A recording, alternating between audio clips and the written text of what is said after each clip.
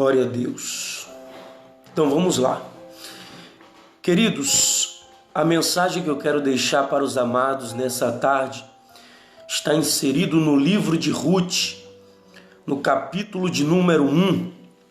Nós vamos tomar por leitura aqui alguns versículos. Eu queria que você atentasse bem para eles. E diz assim: E sucedeu que, nos dias em que os juízes julgavam, houve uma fome na terra, pelo que um homem de Belém de Judá saiu a peregrinar nos campos de Moabe, ele e sua mulher e seus 2 filhos. E era o nome deste homem Elimeleque, e o nome de sua mulher Noemi, e os nomes de seus 2 filhos Malom e Quilion, efrateus de Belém de Judá. E vieram aos campos de Moabe e ficaram ali. E morreu Elimeleque, marido de Noemi, e ficou ela com seus 2 filhos, os quais tomaram para si mulheres moabitas, e era o nome de uma órfã, e o nome da outra Ruth.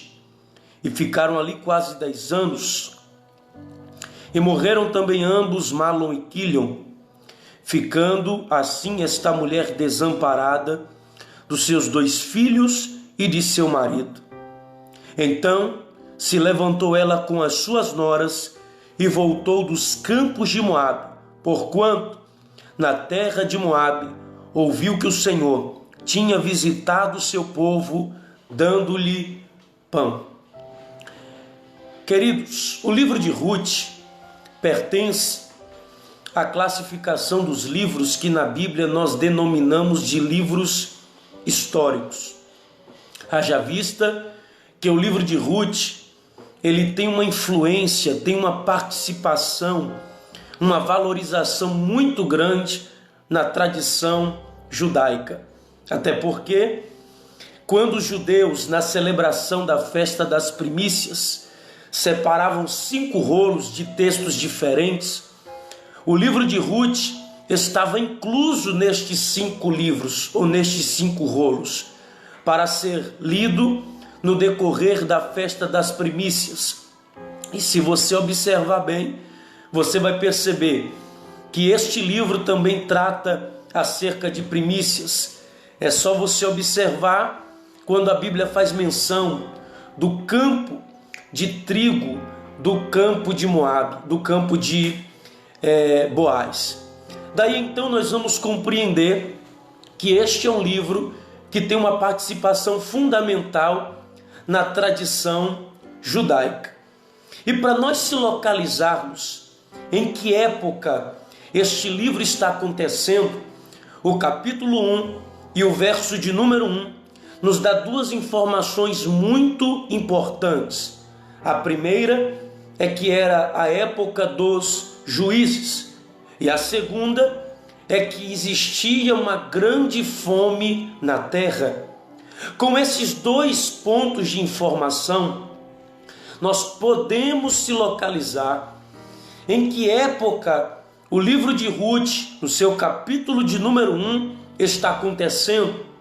E fazendo uma pesquisa, a maioria dos estudiosos, dos teólogos, apontam para a época quando o juiz chamado Gideão está prestes a ser levantado. E isso é uma grande verdade. E eu concordo com os pensamentos teológicos acerca deste período. Porque quando nós retrocedemos para Juízes, capítulo de número 6, é justamente com que iremos nos deparar. É a época dos juízes e uma fome toma conta da terra. E por que é que esta fome toma conta da terra? Porque uma grande crise vai se instalar. Por parte de quem? Por parte dos midianitas, amalequitas e os povos do Oriente.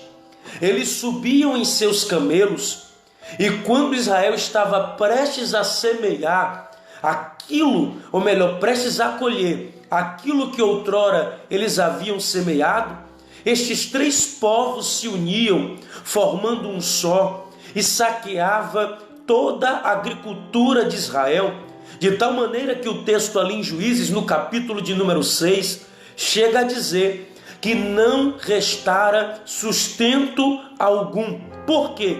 Havia um saque por parte destes três povos. Mas, por incrível que pareça, a bênção de Deus na vida de Israel estava condicionada à obediência a Deus. Exemplo disso é que quando Moisés vai escrever Deuteronômio capítulo 28, ele deixa bem claro: se atentamente ouvires a voz do Senhor teu Deus e teres o cuidado de guardar todos os mandamentos que o Senhor hoje te ordena, bendito serás no campo, na cidade. E ali ele vai trazendo uma lista de bênçãos para aqueles que ouvirem a voz do Senhor. Mas em contrapartida, quando Israel não obedecia, automaticamente o próprio Deus permitia a crise chegar. E pela desobediência de Israel, a crise chegou. Deus permitiu o opressor, Deus permitiu o adversário tomar posse daquilo que Israel se apoiava, que era a agricultura. Agora pasmem os senhores, porque esta crise, essa fome, não se deu apenas em uma parte do território cananita, mas de todo o território de Israel, em toda a terra que Israel havia conquistado. Aí a Bíblia faz questão de evidenciar algo que aconteceu na região de Efrata, que é mais conhecida, chamada de Belém. A expressão Belém no hebraico é Beit Len. Beit é casa, Len é pão, portanto, casa de pão. E no meio de inúmeras famílias que foram atingidas, a Bíblia faz questão de mencionar uma família.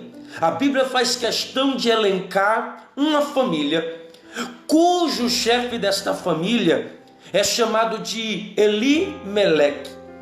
Ele era casado com uma senhora chamada Noemi, cujo significado do seu nome quer dizer minha querida. Eles tiveram 2 filhos, aonde um se chamava Malom e o outro se chamava Quilion. A expressão Malom significa da fraqueza. A expressão Quilion significa destruição. Eu não sei se vocês atentaram, mas o significado do nome destes 2 rapazes está refletindo a vida espiritual de Israel. Israel está fraco, está prestes a ser destruído. Eis o motivo de a Bíblia evidenciar e elencar o nome destes personagens. É justamente para retratar o estado espiritual de Israel. Mas o que vai nos chamar a atenção neste texto é uma decisão que o chefe desta casa, Elimeleque, quer tomar. E é uma decisão que eu não aconselharia ninguém a tomar. E qual é a decisão que Elimeleque quer tomar? Elimeleque quer sair da casa do pão e quer ir para uma outra localização geográfica. E no meu ponto de vista, eis aqui um eixo para a ingratidão. E por que um eixo para a ingratidão? Porque eu estou denunciando que eu só fico no lugar enquanto o lugar me favorece. Então quer dizer que se o lugar não me favorece mais, eu não fico mais nele. Isso é ingratidão. Porque quando alguém é grato, mesmo em tempos difíceis, mesmo em tempos de crise, ele jamais vai se ausentar do lugar que tanto proveu pão para sua mesa. E por causa de um leve momento de crise, eu vou embora. Isso aí é ingratidão. Mas eu preciso abrir um parênteses aqui para fazer uma observação. E qual é a observação?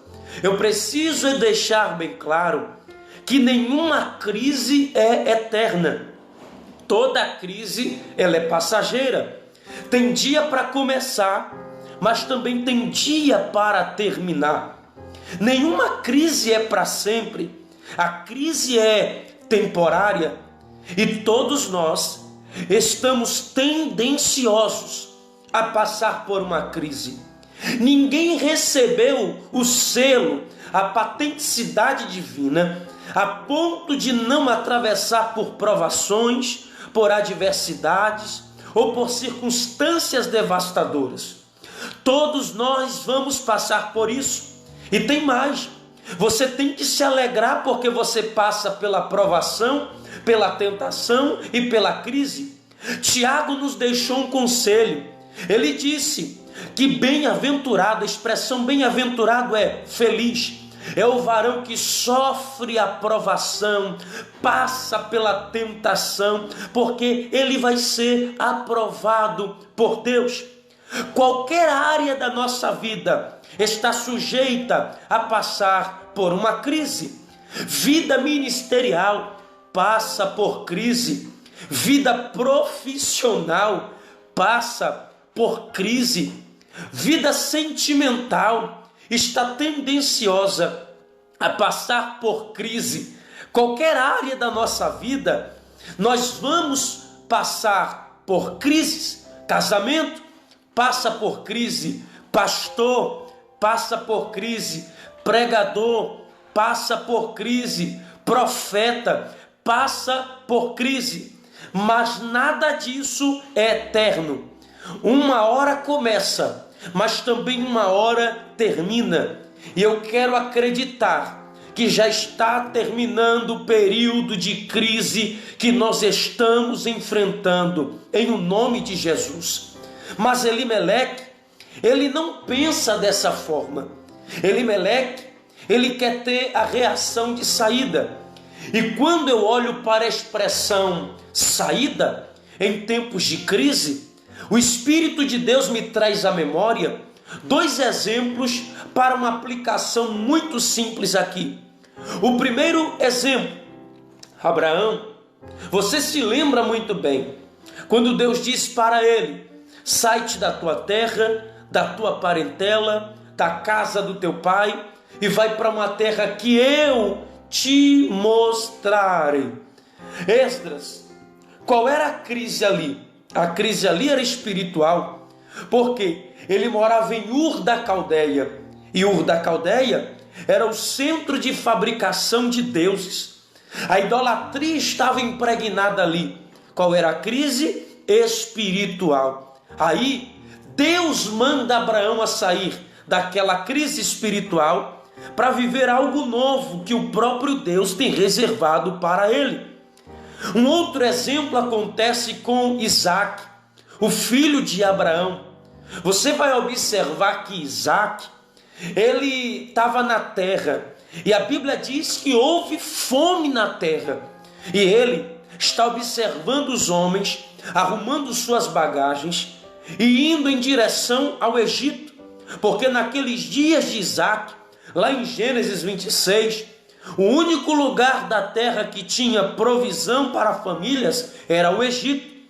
Isaac achou aquilo interessante e pensou consigo: bom, se estão todos descendo para o Egito para buscar providência, mantimento, alimento, eu vou fazer o mesmo.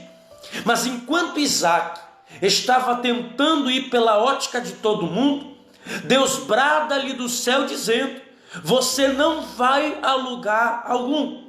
Trocando por miúdos, é como se Deus estivesse dizendo: você não é Maria, vai com as outras. Você tem a minha bênção, você tem a minha proteção. Não precisa você sair. Fica na terra que eu te disser, e tu serás abençoado. E a Bíblia deixa bem claro que aqueles dias foram os dias que mais Isaac foi abençoado em toda a sua trajetória de vida. Então vamos fazer um retrospecto. Para Abraão, Deus diz: sai. Para Isaac, Deus diz: fica. Mas para Elimeleque, Deus não disse nada. Vocês entenderam isso aqui?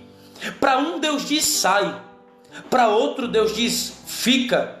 Mas para Elimeleque, Deus não disse nada.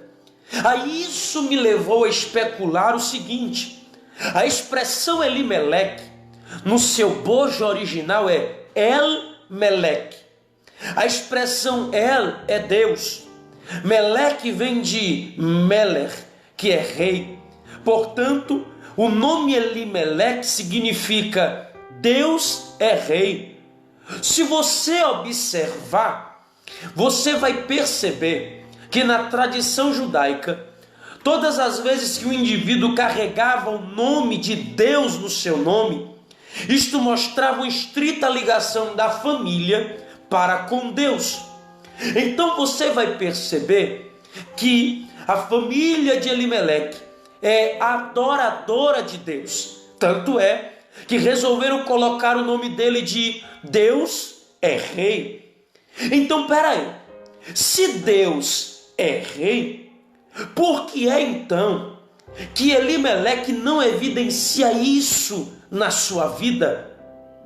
Possa ser que pelo fato de Elimeleque carregar Deus no seu nome, ele venha ter pensado: tudo que eu fizer, Deus vai aprovar. Não.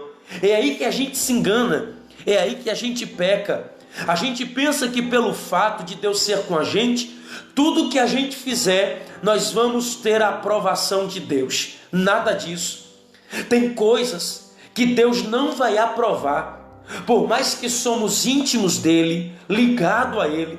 Não é porque eu sou de Deus que tudo que eu fizer, eu vou ter a aprovação de Deus. Não é assim que a coisa funciona. Aí ele resolve assumir o risco da responsabilidade, porque quando eu não convido Deus para as minhas decisões, Deus deixa eu andar sozinho com elas. E olha, Elimeleque, se eu fosse ele, eu não tomaria essa decisão de sair. Eu faria jus ao meu nome.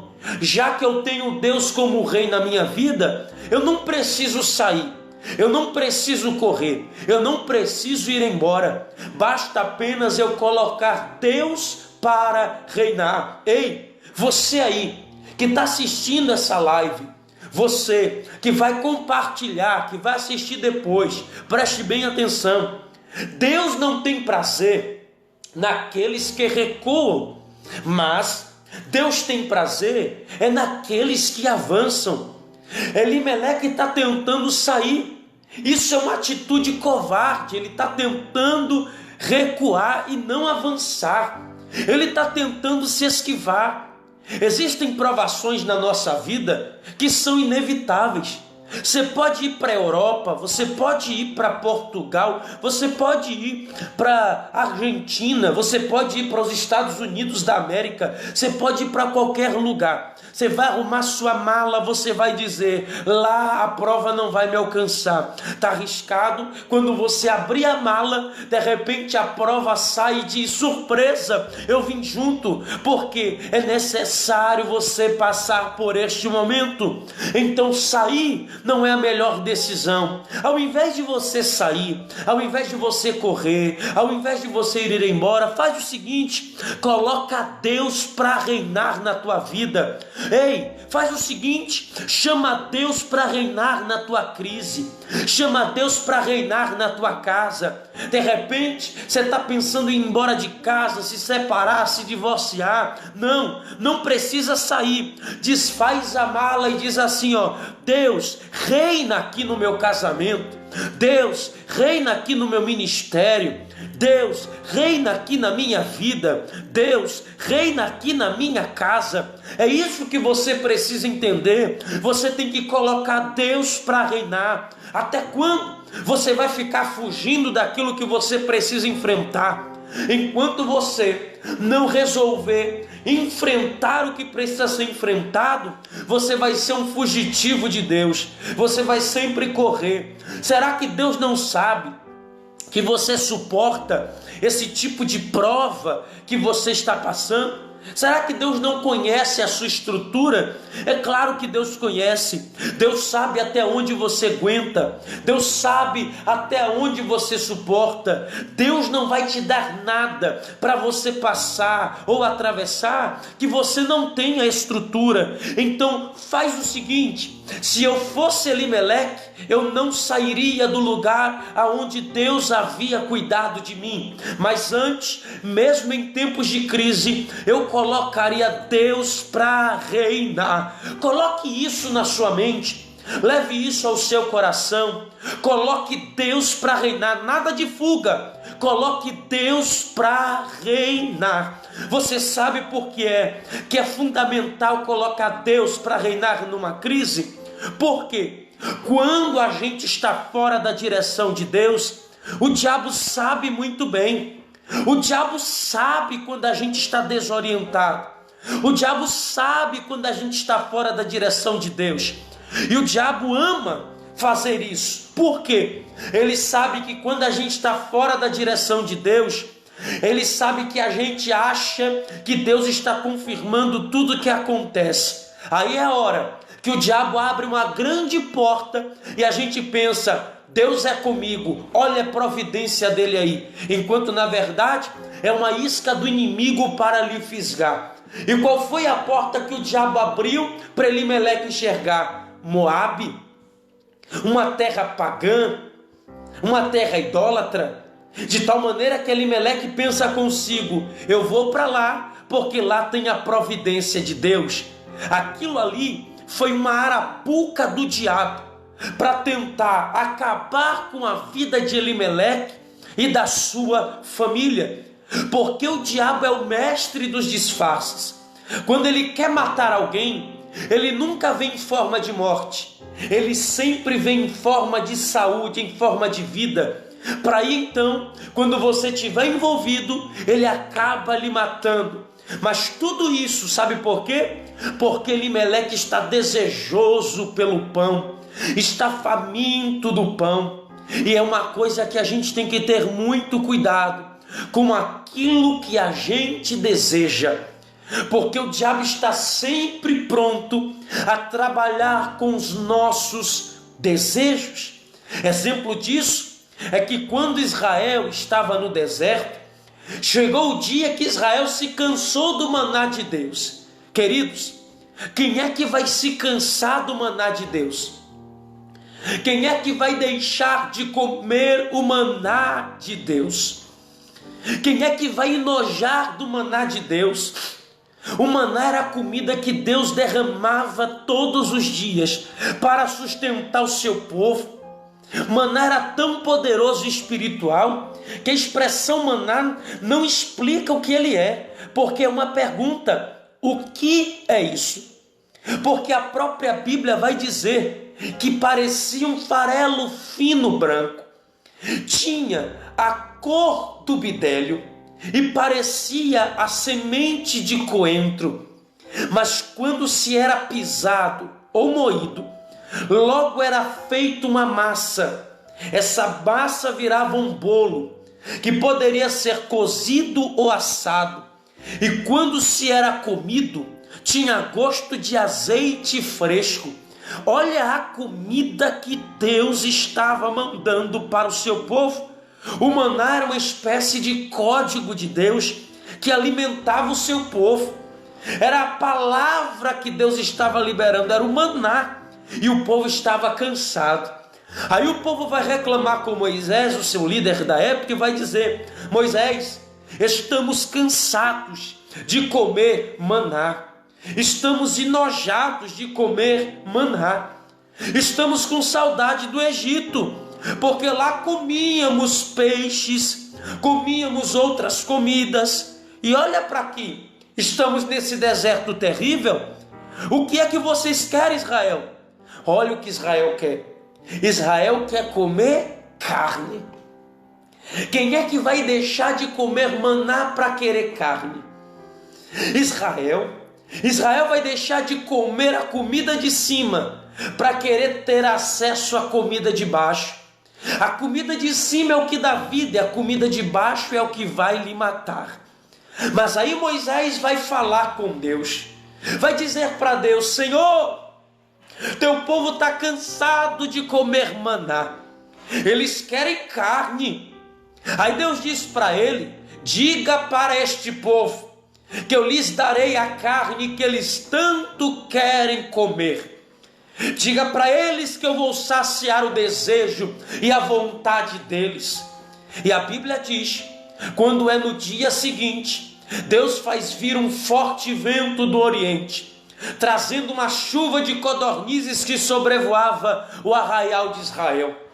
Para você ter ideia da quantidade de codornizes, a Bíblia diz que da altura da terra chegou a um côvado, medindo do polegar até a ponta do cotovelo, dá aproximadamente 45 centímetros. Então você vai perceber, melhor dizendo, 2 côvados, quase 1 metro de altura da terra de tantas codornizes. Agora você vai observar que eles vão sair desesperados para colher as codornizes. Números capítulo de número 11. A Bíblia diz que eles vão preparar as codornas, vão tirar a pena das codornas, vão preparar as codornas, e quando estava entre os dentes para ser mastigada, Deus irrompeu com tanta ira que matou centenas de israelitas naqueles dias. E o nome do lugar, Números capítulo 11, verso 34, e o nome daquele lugar ficou conhecido como Quibrot Atavá. Sabe o que isso quer dizer? Sepulcro dos desejos. Porque teve gente que desejou tanto a carne que acabou vindo a óbito. Ei, guarde isso no seu coração. O que Deus tem para você não vai te matar. O que Deus tem para você vai te deixar vivo, vai te deixar saudável. O que é para te matar não é de Deus. O que é para te deixar saudável é de Deus. Então cuidado com o que você deseja, porque existem desejos que podem nos levar a óbitos espirituais. Tem gente que deseja tanto que acaba morrendo espiritualmente, e não é isso que Deus quer. Conquista com morte. Deus quer conquista com vida. Glória a Deus. Então você vai perceber que o desejo de Elimeleque é saciar a sua família com pão, que o diabo está lhe mostrando que a direção é em Moabe, e ele vai para lá. Mas espera aí, deixa eu dizer para você quem é Moabe. Sabe quem é Moabe? Moabe é o resultado de uma relação incestuosa praticada com Ló e sua filha mais velha. Você vai perceber que na noite em que sua filha mais velha vai deitar-se com ele, automaticamente ela vai dar vinho para ele beber. Então você vai perceber que a ideia dessa filha mais velha de Ló não é uma ideia saudável, porque o vinho é o tipo de bebida que mexe com a consciência do homem. Então você vai perceber que através do vinho ela quer mexer na consciência do pai para tirar dele a capacidade da lógica e do raciocínio. Então ela está agindo maquiavelicamente. Não é uma ideia saudável. Mas tudo isso porque ela quer a semente do pai. Ela não está preocupada com a paternidade. Ela não está preocupada com o abraço do pai, com o carinho do pai, com a palavra do pai. Ela está interessada na semente que o pai tem para oferecer. Você conhece alguém assim? Que não está nem aí para o que você é, mas está preocupado com o que você tem? Pois bem, essa pessoa deve ser considerada como a filha mais velha de Ló, ladrona de semente. Mas eu quero repreender aqui os ladrões de semente no teu caminho, que só querem se aproveitar do que você tem e não do que você é. E Ló, ao se deitar com a sua filha mais velha, ela vai se achar grávida, vai passar o período gestacional, e quando a criança nasce, aí então ela vai dar o nome do rapaz de Moabe. E a expressão Moabe possui muitas variações linguísticas, das quais uma eu resolvi me ater para a aplicação deste texto. E a aplicação que eu resolvi me ater é a que diz o seguinte: matador de pai. Porque, querendo ou não, foi isso que ela fez para conseguir a gestação. Matou o pai de uma certa forma, matou a paternidade. Então olha o lugar que Elimeleque está indo, lugar que é chamado de matador de pai. E quando você vê ele chegando lá, nos primeiros anos maravilha, nos primeiros anos tudo certo, mas de repente a Bíblia diz que a morte é chegada para Elimeleque. Então peraí, Elimeleque é pai e ele acaba morrendo. Qual é o nome do lugar? Matador de pai. O próprio lugar já está denunciando, o próprio lugar está dizendo: todo pai que chega aqui, a gente mata. Então preste atenção, ao invés de você sair do lugar que Deus reservou para você, ao invés de você ir embora de um lugar onde Deus não te deu a ordem para você sair, coloca Deus para reinar. Essa vontade louca de querer sair dos lugares que Deus nos coloca, isso não é um desejo que é proveniente de Deus. Isso é algo que o inimigo está tentando atingir teu sentimento para matar você lá na frente. Quantas vezes você assistiu amigos seus saindo do ministério que você congregava e ele disse: eu vou para lá que é melhor, eu vou para um outro que lá vai ser uma projeção melhor. E chegando lá naquele ministério, ao invés de ele estar vivo, ele morreu, ele ficou apagado. Por quê? Ele saiu do local que era a direção de Deus e foi para um outro lugar sem a direção de Deus. Aí você acha que essa decisão de saída foi direcionada por Deus? É claro que não.